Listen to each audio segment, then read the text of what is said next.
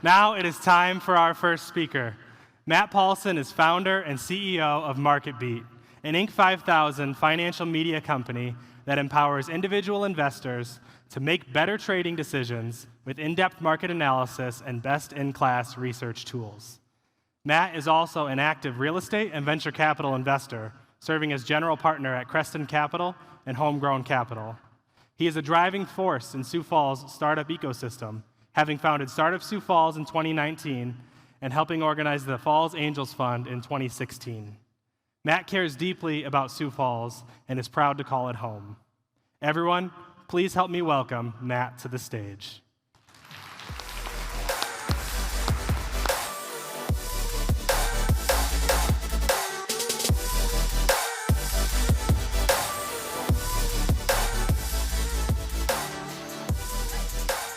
Good morning, everyone. You know, Merton Haken got some pretty good applause, but what he doesn't know is that I told my employees that their next quarterly bonus is entirely tied to whether or not I get a standing ovation at the end of my talk. So there's the old saying, show me the incentive and I'll show you the outcome. Well, the right incentives are in place, so we'll see what the outcome is. All right, let's start with the actual talk. So every city has an unwritten set of core values. Sometimes a city's core values are obvious, and sometimes they're a little bit more subtle. Different cities value different things. They have different priorities. What's important in one city may be totally unimportant in another. If you've traveled to different parts of the country, you probably already know this. If you've been to New York City, it's obvious that the city values wealth, sophistication, and professional status. On the other hand, Los Angeles values celebrity, social status, and having personal connections with powerful people, especially people in the entertainment industry. Silicon Valley values disruption, innovation, and social reach. Austin, Texas values creativity, uniqueness, and just plain being weird. Washington, D.C. values political power, having access to insider information and knowing all the right people. If you can understand a city's core values, you'll know how to be successful according to that city's standards. You'll know how to present yourself to the city. You'll know what you should get involved with. You'll know what companies can provide you with the best career opportunities. You'll know what types of people to build relationships with. You'll know what to wear, how to act, what to do, and just as important, what not to do. If you can align your focus, your career, your community involvement, and how you present yourself to the city with your city's core values, your city will reward you. Business and community leaders want to elevate young people whose values align with their values. And if you want access to opportunities in a city, you have to align yourself to its values, at least to some degree. By understanding and embracing your city's core values, you'll learn how to achieve your career goals. You'll be able to elevate your standing in a community and create the positive change that you want to see in the city. So today we're going to ask the question, what are Sioux Falls' core values? And once we understand the city's core values, how do we leverage them to our advantage?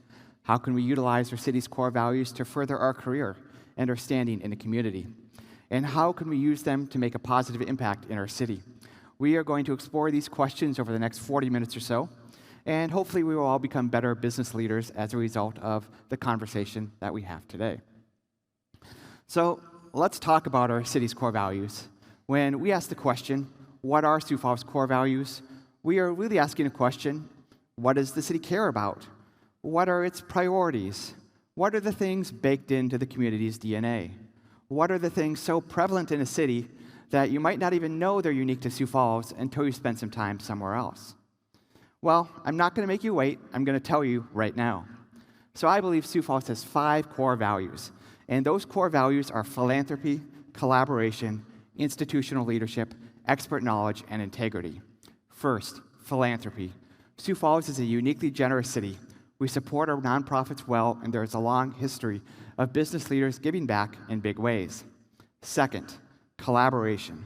We as a community set aside traditional business, organizational, and political divides to solve problems and make Sioux Falls a better place. Some people call this the Sioux Falls way. Third, institutional leadership. We are a city made up of institutions. These are our healthcare systems, our universities, our banks, our government entities, our real estate developers, or other businesses, our financial media companies. And we trust our institutions to steward their aspect of the city well. Fourth, expert knowledge. We are a relatively small city, and there are some categories that we just don't have a lot of experts on. When somebody has expertise in a specific area and they are willing to use their expertise for the benefit of the city, we are happy to lean on their wisdom and their experience. Fifth, integrity. We've all heard of the idea of the 6 degrees of separation, but in Sioux Falls, there are really at most 2 or 3 degrees of separation.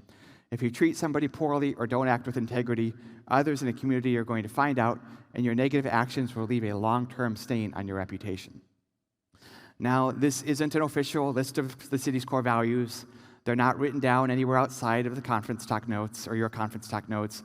You couldn't walk into City Hall and ask Meriton Haken if they're written down somewhere on marble that you could read. These are just the values that I've observed as a member of the business community over the last 15 years. I've bounced this list off several other business leaders that have been around much longer than I have, and I think it's pretty close. So if you can understand that these are our core values as a city and you can embrace them in your life, you'll be able to go further in your career and be able to get things done in a community. You'll be a well-rounded person with a collaborative nature, a generous spirit, and integrity that nobody can question. You'll also become more attractive. You'll grow 6 inches taller, and everything written on your fortune cookies will come true. All right, maybe I made that last part up, but I think the rest of it is true. These are really the core values that you want to embrace as a member of the business community, and you want to embrace them not just because it's good for your boss or because it's good for the company you work for. You really want to embrace them because they're good for you, and they're good for the people around you. We're now going to dive into each of the 5 core values and talk about how they are embodied in our city and how you can internalize them and implement them in your life. First, philanthropy. Philanthropy is simply using one's time, talent, and treasure to promote the welfare of others. Sioux Falls has a uniquely philanthropic spirit, and nothing embodies this better than the Jacobson Plaza currently in development at Falls Park West. So Gary and Diane Jacobson had significant success with their industrial equipment business known as Malloy. But they never sought the limelight. They never tried to make a name for themselves because they're just humble people. But the story is that Gary Jacobson kind of had seen what Joe and Jennifer Kirby had done with the Kirby Dog Park that's downtown at Fort Sod, and he wanted to do something similar. So Mr. Jacobson approached Jennifer Kirby, who also happens to run the Sioux Falls Parks Foundation under the Sioux Falls Area Community Foundation, and just asked, how did this project come together? Maybe I want to do something similar. So the Community Foundation set up a meeting between the Jacobson family and the mayor to talk about what they could work on together. So Meriton Haken pitched the idea of developing an all-abilities playground along with a downtown ice ribbon that the Jacobsons were interested in supporting. And the Jacobson family committed to making a multi-million-dollar gift on the spot. But the story doesn't end there, of course. Like every other construction project in the world, including our own new office, the costs were coming in much higher than expected. The Parks Department thought they would have to do the project in 2 phases to keep the cost manageable, but the Jacobsons really wanted to see the project completed all at once. So they made a couple phone calls. He called his old friend T. Denny Sanford, who agreed to contribute $1.75 million to fund a spray park at the site. And then he also called Craig Lloyd, and Craig and Pat Lloyd agreed to contribute $1 million to fund a dog park at the site. To finish the project off, Downtown Rotary is in the process of raising $250,000 to fund play equipment at the All Abilities Playground. So residents of Sioux Falls are going to benefit from a brand new $16.5 million parks complex that has an ice ribbon, a playground, a dog park, and a splash pad, and half of it was funded by private donors who came together to create something that benefits the entire community. I'm personally excited about this project because my daughter Addie, who does have some special needs, will have a place or park that was specifically designed for her where she can play alongside her brother Micah in a safe and fun environment. This is the philanthropic spirit of Sioux Falls at work. Over the last several decades, there is a long history of business leaders who have stepped up in a big way to support nonprofits and fund community projects that benefit everyone.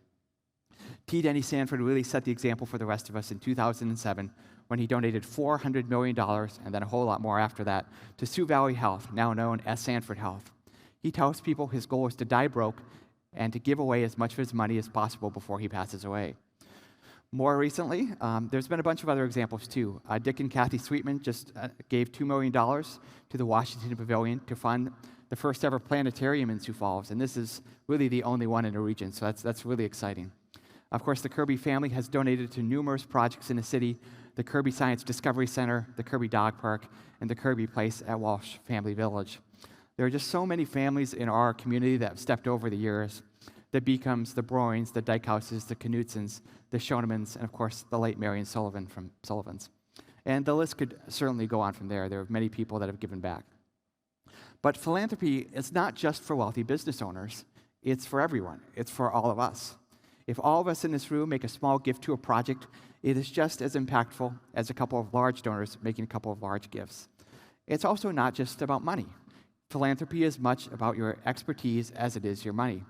So a typical volunteer hour is worth about $25 to a nonprofit.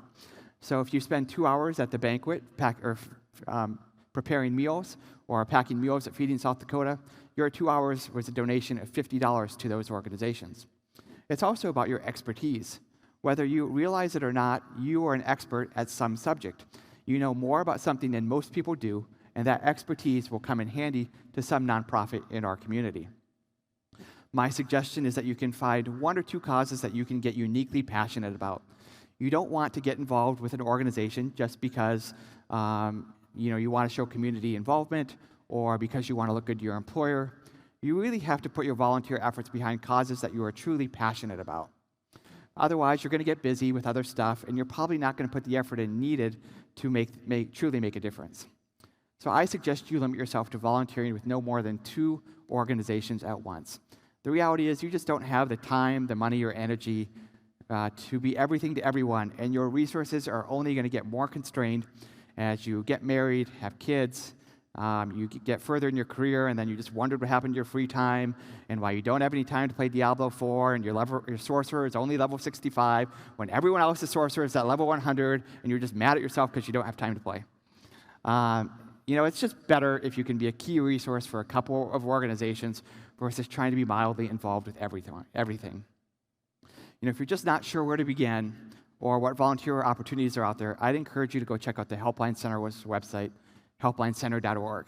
They have a database of volunteer opportunities where you can easily see which organizations need help and what kind of help they need. One of the great things about the Sioux Falls business community is that there's no wrong answer about volunteer work. Your employer typically does not care where you get involved. They just want to see you involved in the community and giving back in some way. So once you've kind of locked in a nonprofit that you really want to get behind, or a cause or an issue, find ways to get involved. Start going to their events. Ask for a meeting with one of their board members or their employees. Get on their mailing list. Donate some money to them. Promote the cause on your social media channels. No, you might not get on a board of directors right away, especially with larger organizations, but there are committees to serve on and ways to get involved, even if you are just getting started in your business career. Community involvement with nonprofits isn't just about what you can give to others either. There's something in it for you and your career as well. These days, we push our kids to be involved in every activity possible because it's good for them when they're applying to colleges and trying to get scholarships. In a way, the same thing is true about adults looking for their next career opportunity or their next promotion at their job. Business leaders in Sioux Falls want to work with well-rounded people that give back to the community, and if you can be that person, new opportunities are going to come your way. You also make a bunch of connections by giving back. Some of my closest business acquaintances and allies today are people that I met by being involved in nonprofit work in the city. Some of the busiest, most successful, and most prominent business leaders in our community are also the same people who are the most engaged in giving back the most to the community. They give back time, talent, and treasure, and so should you. And you shouldn't just give back because it's good for the city, or it's good for your boss, or it's good for somebody else. You should give back, you should find ways to get involved because it's good for you. The truth is that generous people are happy people. And if you can put your focus on something outside of yourself, something that isn't selfish, you'll live a happier and more fulfilled life. Sioux Falls is a uniquely generous city. But Sioux Falls is also a uniquely collaborative city. Our leaders are willing to set aside traditional competitive boundaries to work on projects that are beneficial for the entire city. We recognize that a rising tide lifts all boats, and if we can work together to make Sioux Falls a better place, a vibrant community, that will be good for each of our individual businesses as well. In other cities, business leaders ask, why should I get involved? What's in it for me? But in Sioux Falls, we ask, is this good for the community? And if it is, we do it. We act as if we're all on the same team, and nothing demonstrates this reality better than Forward Sioux Falls. Forward Sioux Falls is an economic development program that's organized by the Chamber and by the Development Foundation. It's funded entirely by voluntary contributions from area businesses, government entities, nonprofits, and universities. Since 1987, more than $52 million has been raised through Forward Sioux Falls to enhance our region through economic development projects. It's funded projects like Startup Sioux Falls, Foundation Park, the USD Discovery District, and DSU's upcoming Cyber IT facility in Sioux Falls. Even the Chamber's Young Professionals Network is a direct outcome of a previous Forward Sioux Falls initiative. None of us would be in this room today, and I would not be giving this keynote without Forward Sioux Falls. Now, you might be thinking, yeah, I understand that Forward Sioux Falls is an economic development program, but what's so impressive about that? Don't other cities have economic development programs as well?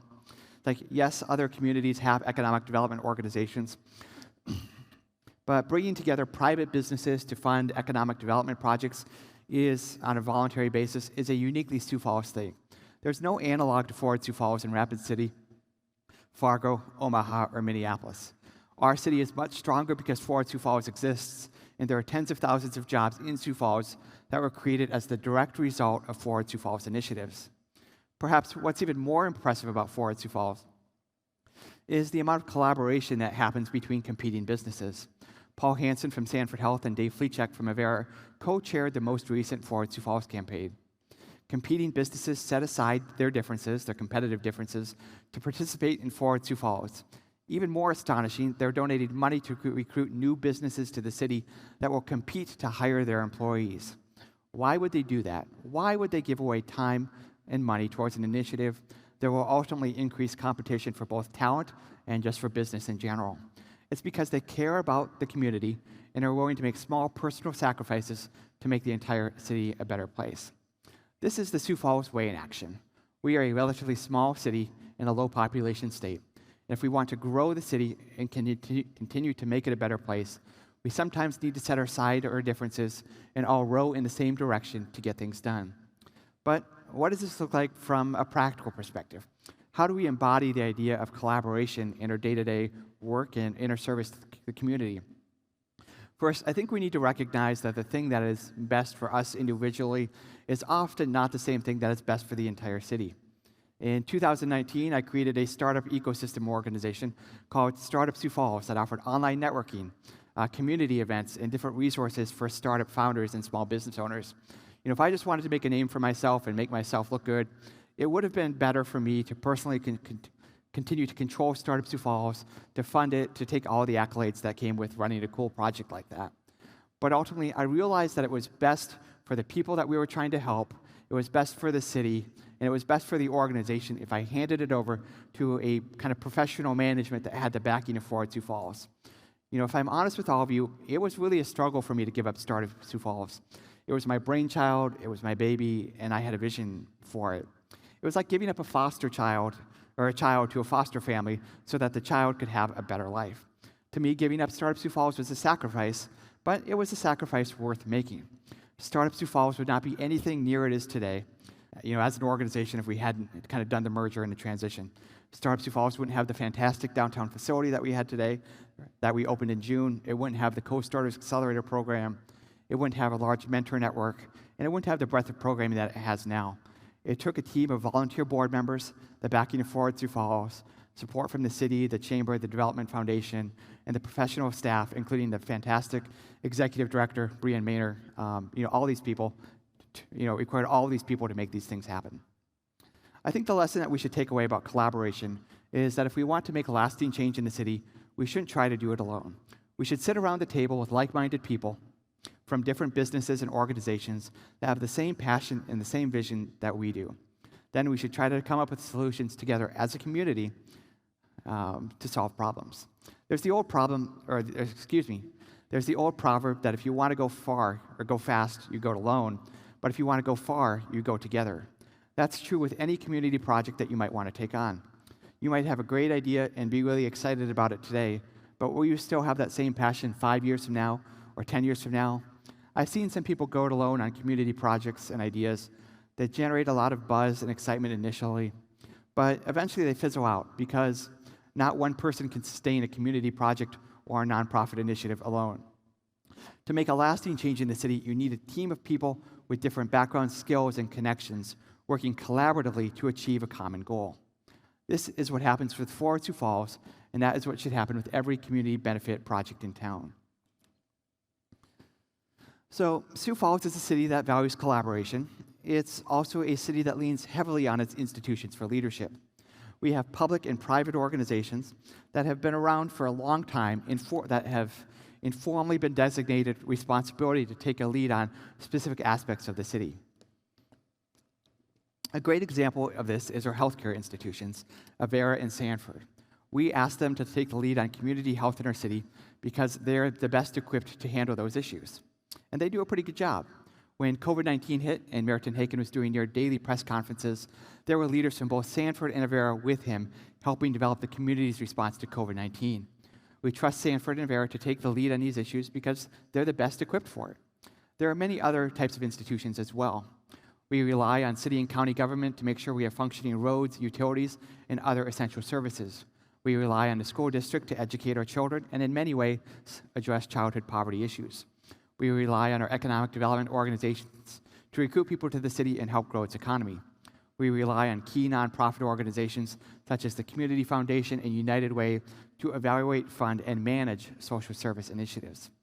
Major employers like Smithfield, Hy-Vee, First Premier, and Midco are also institutions in the sense that they are responsible for a significant number of jobs in the city. Most of our institutions have been around for decades. Some have been around for more than 100 years. Avera, Sanford Health, First Premier, John Morrell, now known as Smithfield, and the Chamber of Commerce were all founded before 1910. That's 113 years ago, meaning those organizations have spanned across more than 5 generations. They employ large numbers of people, they bring money into the city, they often have a deep bench of leadership, and they are focused on developing the next generation of business leaders in the city. And they feel our community's shared responsibility to get involved and give back to others. Our institutions have largely served us well over the last several decades. They provide excellent services to the community, they have fostered the creations of thousands of jobs, and they have created substantial economic growth. Our city's population has doubled in the last 30 years, and will likely double again in the next 30 years. The success our community has had in the last few decades is the direct result of forward-thinking, responsible leadership from our institutions across the board. No, none of them are perfect, but anybody that has spent time in other cities know that we have things pretty good here.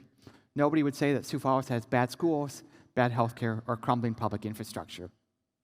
As young people, and I'm going to include myself in that group because I am still eligible for YPN for another 2 years, 1 month, and 6 days, we sometimes get it in our head that our city's institutions are kind of behind the times.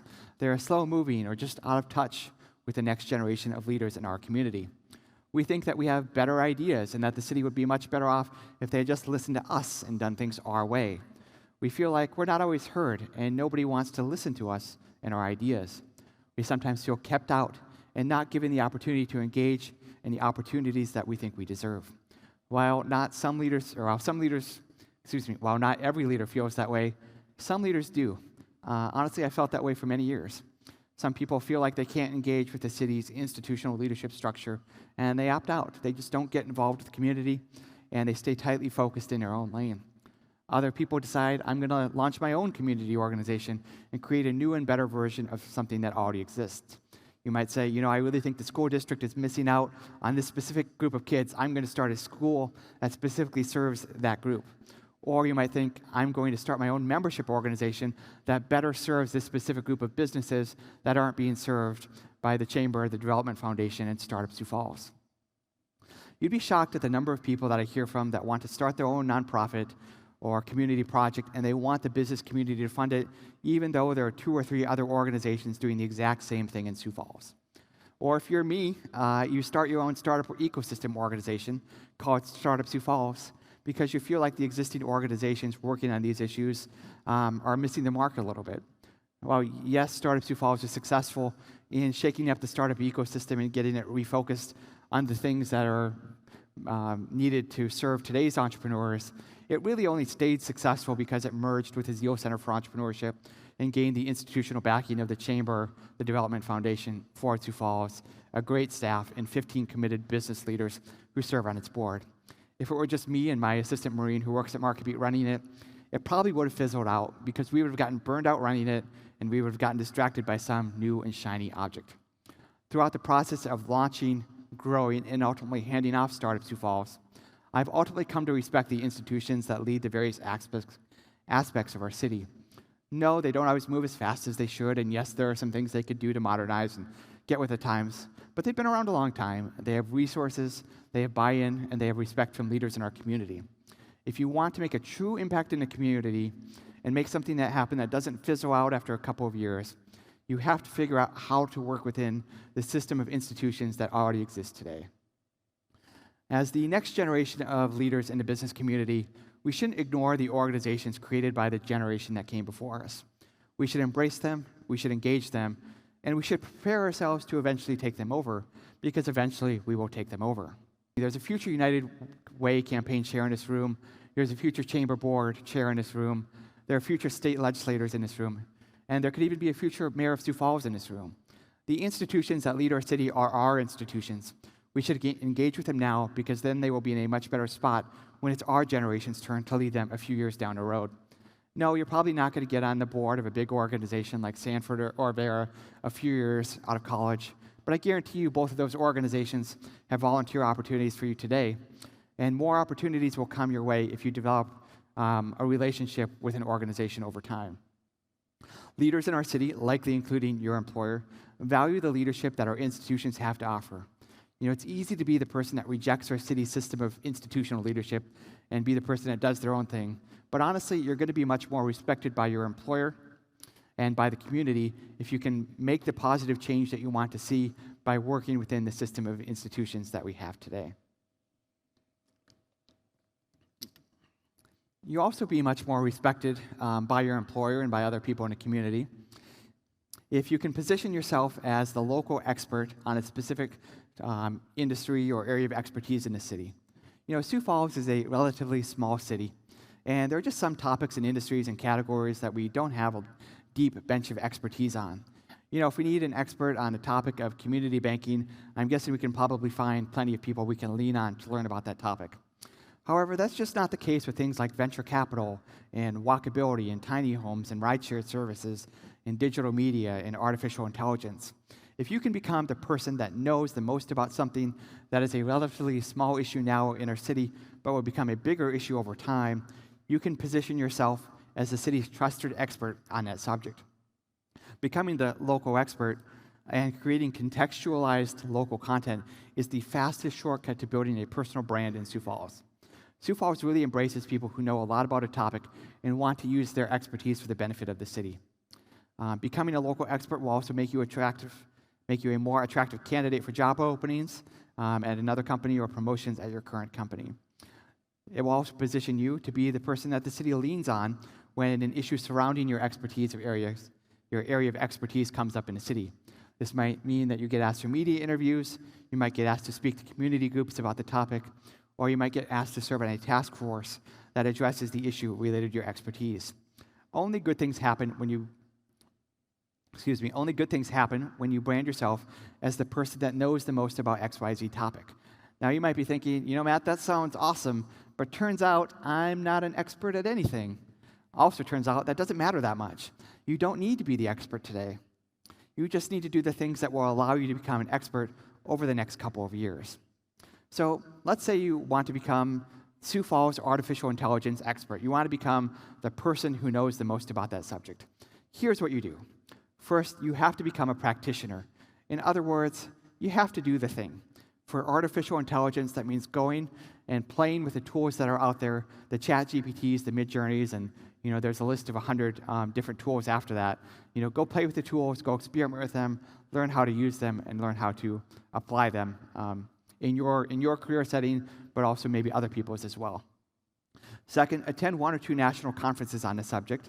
So for artificial intelligence, that would be AI Expo in Austin, Texas, or the Data Science Salon in San Francisco.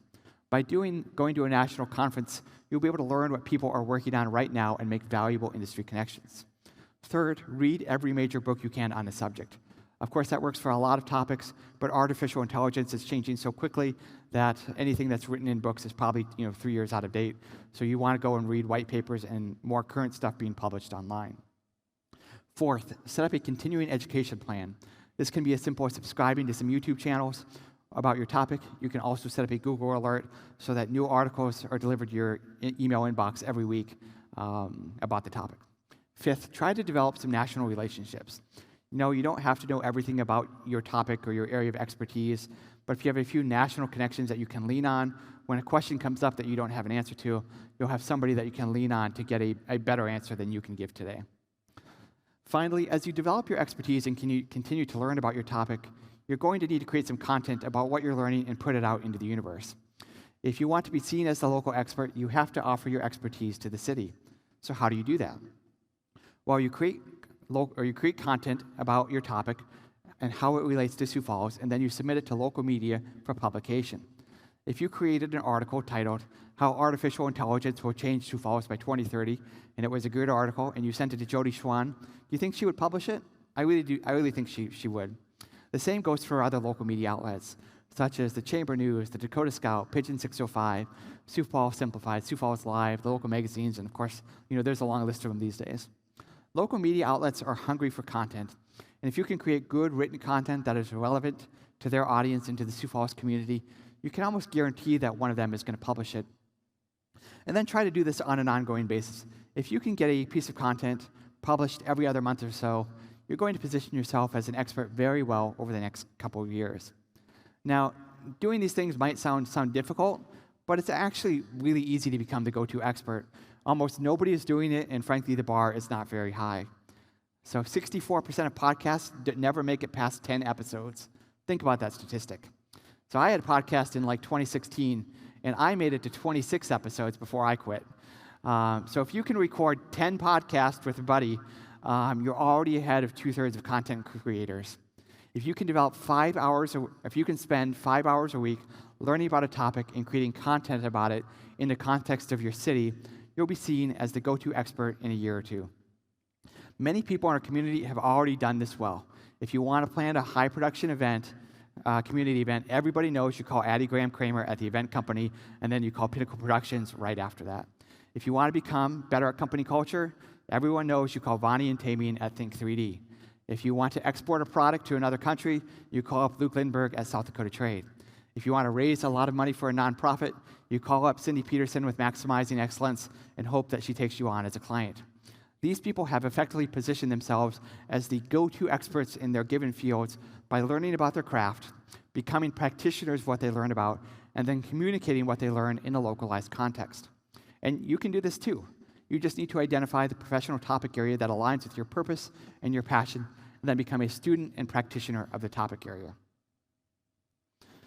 While you consider for a moment what topic that you might want to become the expert on in Sioux Falls, you also should think about, how do I want people to think about me in the city? Do you want people to think what do you want people to think when they hear about your name? Do they want to see you as a young professional with a bright career path that gives back to their community? Or do you want to have a reputation of only looking out for yourself? You want to be seen as somebody that always tells the truth and acts with integrity? Or do you want to be known as somebody that bends the truth to meet the needs of the day? While the Sioux Falls MSA has a population of over 250,000 people, the professional business community is still a relatively small place, where we all kind of know each other from a network perspective. This is the event for young professionals, and think about it, there's only 600 people. There's 600 people in the room, which is a lot, but really not that many from a network perspective. Most of us have heard of the concept of the 6 degrees of separation, where you're only 6 personal introductions away from being introduced to anybody else in the world. Well, the entire world has a population of 8 billion people. So imagine how much more closely we are connected, considering we are a population of just 250,000 people that basically all live near each other as well. So in Sioux Falls, you are at most 2 or 3 degrees of separation connected from anybody else. So if you know 65 people in Sioux Falls, and those people know 65 people in Sioux Falls, and those people know 65 people in Sioux Falls, that's almost 275,000 people. That means you are 2 introductions away from being connected to everybody in the city. We also kind of need to consider the impact that social media platforms have on our reputation in the community. If you get introduced to somebody for business reasons or personal reasons, like, hey, maybe you should go on a date with this person, what's the first thing that you do? You go look them up on social media. You look them up on Facebook or Instagram or Twitter or X or whatever we're calling it now, or LinkedIn or Threads if you're still one of the people using that app. You can see how they're presenting themselves to the city, and you can also see what mutual connections you have with that person. Social networks tell you exactly who you need to talk to get a good read on someone's reputation based on your mutual connections. Say I hear about Will, and I know that my mutual friend Andrew is connected to him. I can just go ask Andrew and hear everything I need to know about Will ahead of time. So we also need to remember that other people are looking up on social media as well. So be mindful about what you're putting out there into the world and what you keep offline. So I asked Lacey, who did my slides, to find the craziest picture she could find of me on the internet, and that's all she found. So that tells you I am a pretty boring person. Or either that or I scrubbed all my college photos off Facebook at one point, but that's besides the point. Anyway, it's just harder to hide past bad behavior than ever before. Last month, somebody reached out to me asking me to talk to about their business idea. I mentioned the name, and then one of my employees said, hey, I think I've heard of that person. They just moved to Sioux Falls from out of town. Turns out they had gotten divorced. They had cheated on their spouse and moved to the city, and their ex-spouse posted about it on social media, and here's the video that they made about them and why they got divorced, and this stuff follows you these days. This is the world we live in today. If you make a bad business deal, leave a company on bad terms, or commit a crime in another state, or just treat people poorly on a consistent basis, these things are going to come back to haunt you in the future. It's more important now than ever to protect your reputation, and there's just no magic secret to this. The best way to avoid having a bad reputation, the easiest way to avoid having a bad reputation is to be a good person and be kind to others. Don't burn bridges. Don't create drama on social media. Find ways to give back. If you don't give people a reason to speak poorly about you, they're not going to speak poorly about you. And if you give people reasons to speak positively about you, they're going to speak positively about you. It's pretty simple to be a good person, and it doesn't cost a thing. So how do we take this a step further and proactively build our reputation in the city? First, embrace the Sioux Falls way. Find ways to give back to the community. Second, consider who you associate yourself with. Try to build relationships with other rising stars in the business community. Third, associate yourself with respected community groups like Leadership Sioux Falls, Rotary, YPN, the Chamber, and SME. Finally, learn how to become an advocate for yourself. If you aren't going to advocate for yourself publicly, who will? If you're doing good work in the community and in your business, consider highlighting that work on social media channels, especially LinkedIn. No, you don't want to be too hey, look at me, I'm great, but you can highlight your contributions to your job or to a nonprofit in a way that lifts up the nonprofit or your job, but also lifts you up as yourself. And you can do that really tastefully. It takes a long time to build a great reputation, but it only takes a couple of bad decisions to ruin your reputation. No, we don't need to be walking on pins and needles out of fear of being canceled. But we should consider what message we're sending out into the world about ourselves with our actions and with our deeds. Your reputation matters more than ever, and it's important to protect it if you want to go far in the world. As we wrap up today's conversation, let us remember the 5 core values of the city: philanthropy, collaboration, institutional leadership, expert knowledge, and integrity. We've discussed the significance of each of these values and how they shape our community's identity and future direction. These 5 values are the bedrock of how our city operates. These values whisper to us from every corner of the Sioux Empire, lighting the path towards greater success, satisfaction, and influence within our beloved community. Adopting these core values will enable you to navigate the city more effectively, but will also empower you to become a respected business leader among your peers. By aligning with these values, you position yourself for both personal and professional growth, and you will also be contributing to the betterment of the city. And so I challenge you to live out these values. Find ways to give back, collaborate with others to do good, lead with integrity, seek and provide expert knowledge, and embrace our city's institutions. As you instill these values in your life, you'll further your career, enhance your standing in the community, and be able to create the positive change that you want to see in the city. So let's carry these values with us each and every day, because in some ways, Sioux Falls core values are an extension of our personal core values, because Sioux Falls is part of us, and we are part of Sioux Falls. If we do our part to make Sioux Falls a successful city, the city will conspire to make us successful as well. That's what I have for you all today. Thank you very much.